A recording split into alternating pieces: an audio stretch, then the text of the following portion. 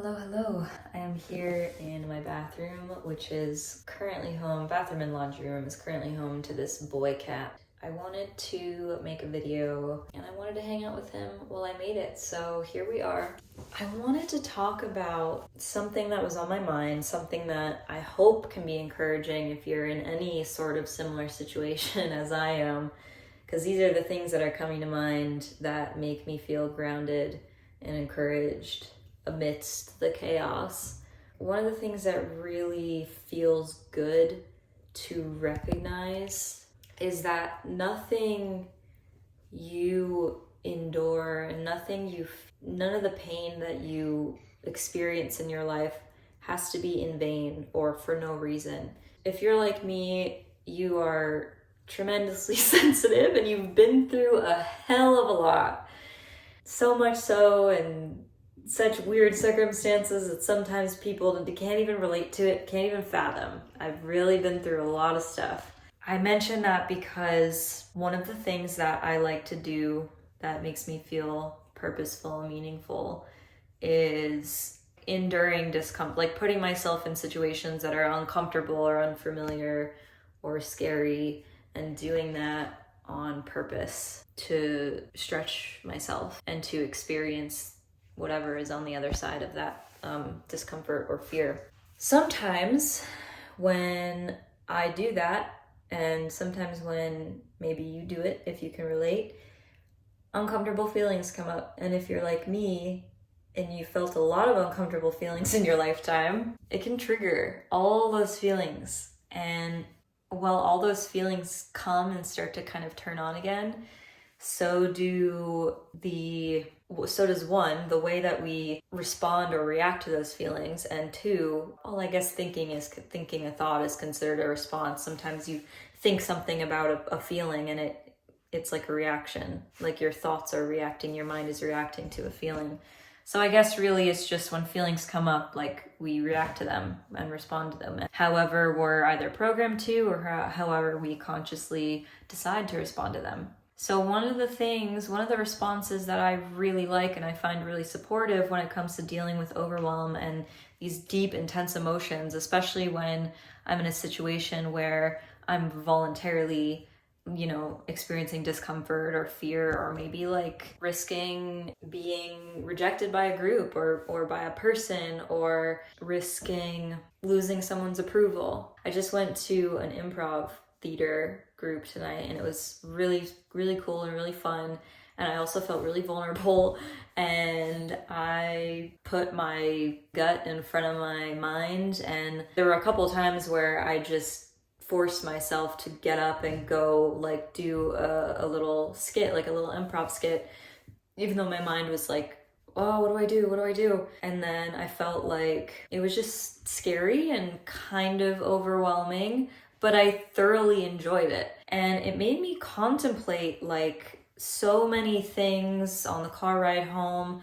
But the bottom line is basically what I'm talking about, which is like it brought up a lot of feelings. And in life, like whether you're voluntarily putting yourself in a situation to feel discomfort, and it's something as benign as like playing and pretending with a group of people who are also there to pretend and understand that like no one knows what to expect, no one knows what's going to come out of anybody's mouth, and it's just kind of we're all in this soup together. Whether you're doing something like that or whether you're like entering a relationship, a commitment, or moving to a new place, or you've lost a pet or a best friend recently and you're searching for another one, or navigating life without them, or whatever it is, like if you're experiencing discomfort and uncertainty and the unknown, like I was and kind of still am, maybe this is helpful to hear. Basically, the way that I like to react to or respond to that overwhelm and those emotions is by thinking that this painful experience is going to make me that much more available for someone who's going through this type of pain and who needs my compassion and my support.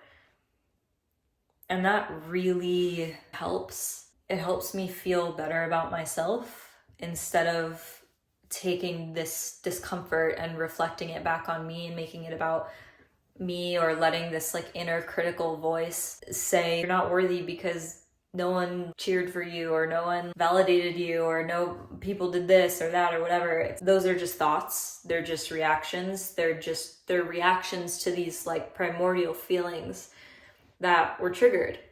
And sometimes it's so painful and so hard to stay present. And sometimes whatever it is for you, overwhelm is never fun. It's never necessarily easy, although maybe it is easy. Maybe you've mastered being overwhelmed. This is just one thing I like to think when I am overwhelmed. And I also like to think about this, kind of along the same lines, but it's kind of a tangent.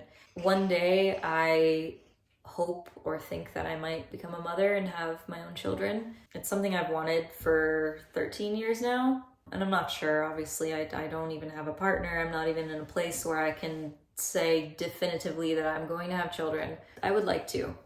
And I think about the conditioning of my ego and my mind, and how I'm wired to preserve my life, and how, for example, putting myself in an uncomfortable situation where I made a fool of myself in front of people that I didn't even know. For me, that was risking a sense of comfort, a sense of safety, a sense of approval of a group, a sense of, all those things. But the trade-off for sacrificing those illusions of those feelings, I guess you could say, or those feelings, because they are real feelings, the trade-off is a cool experience, a new opportunity, more capacity in my nervous system to handle uncomfortable situations in the moment, more capacity to respond to things in the moment because it's improv, to think on my feet, to potentially make new friends and new connections, and to deepen existing connections.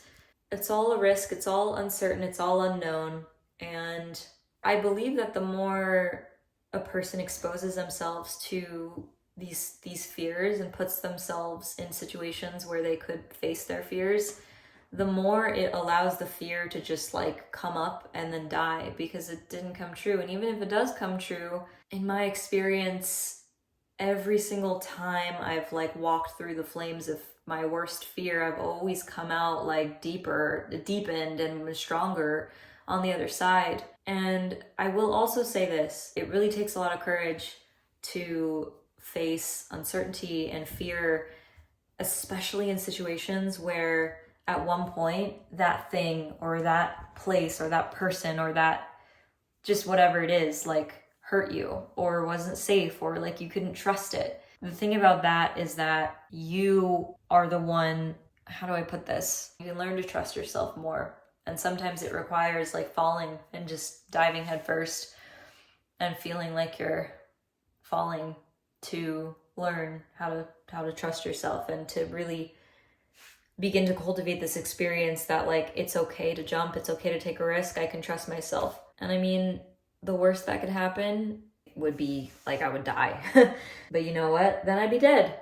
And I wouldn't even think because I'd be dead. I don't know what happens after death. I feel like I have a hunch, but I'm kind of getting off on a tangent now. But this too shall pass, as they say. My final words will be, if you're afraid of doing something and you really want to do it, take a little step. Put your foot in the cold just a little bit. Dip your toe in the water just a little bit. If it's too much and if you can't handle it, take a break and breathe. I really think that we can have everything we want. We can have the most bliss, the most fulfillment, the most abundance and blessings. This is quite something. Sitting here in a bathroom and my cat is using the litter box as I speak. At least it's a cat, not a person. Y'all, you know how it is. You know how cats are. They use the litter box.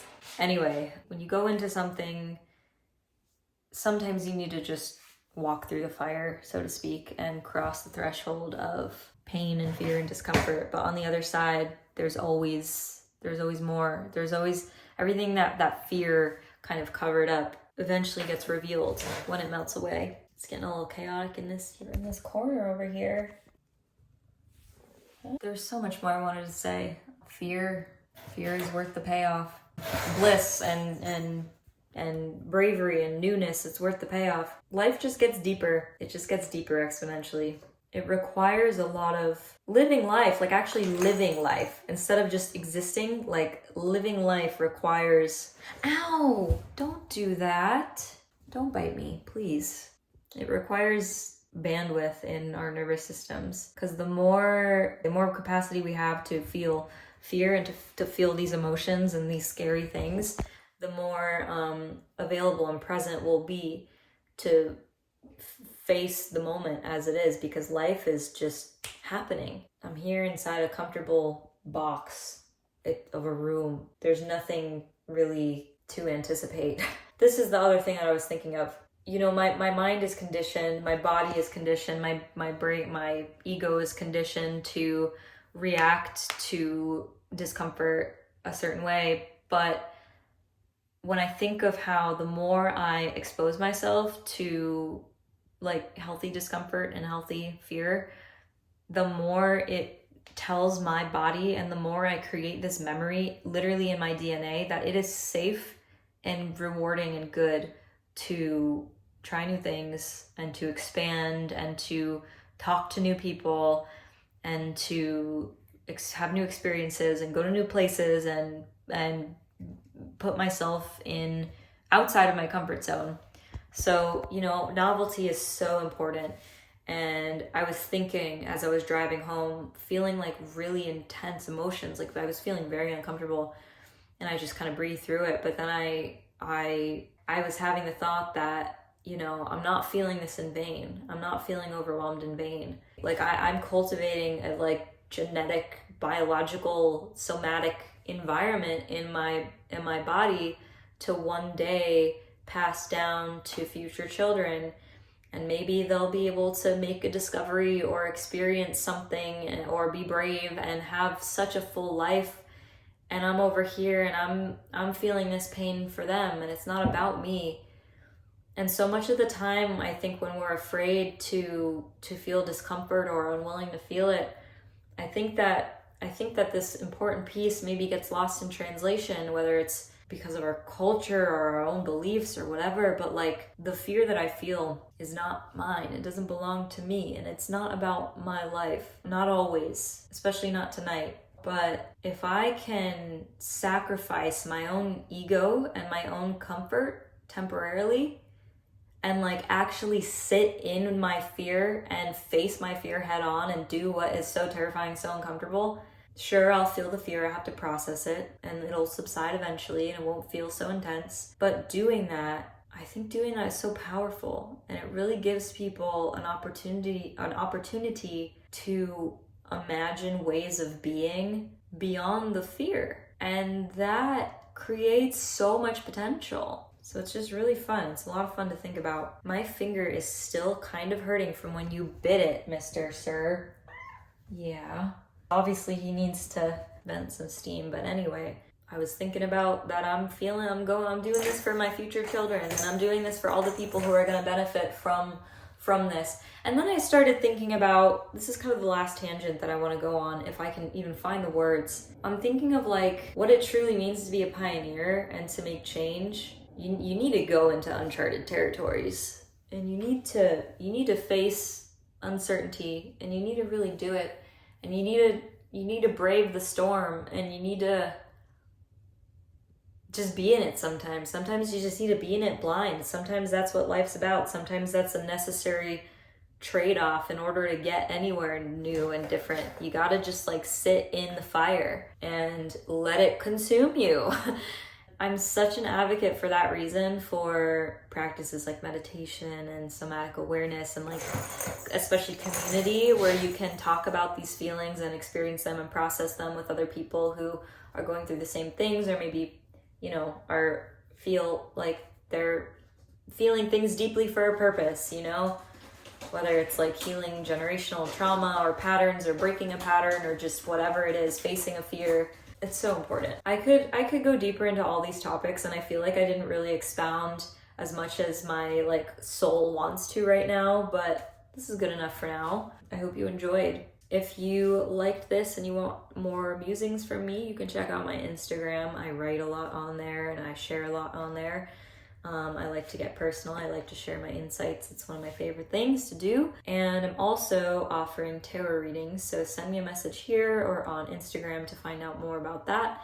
I do have a Patreon. It has 2 tiers, one for a collected tarot reading and the other for a short and sweet individual reading. And the wisdom and the experiences and the reflections that I kind of share in this video are akin to how I read tarot, in the sense that I use the cards to look into the archetypes represented in each of them and kind of uncover and express like a symbolic language within the cards that can reflect and validate and really just reflect life experiences. I love sharing life experiences. I love offering insights and wisdom. I love archetypes and stories and patterns. And so that's that. Thanks for tuning in again. If you made it this far, I appreciate you so much. Leave a comment with any thoughts you have. I'll see you next time. Bye.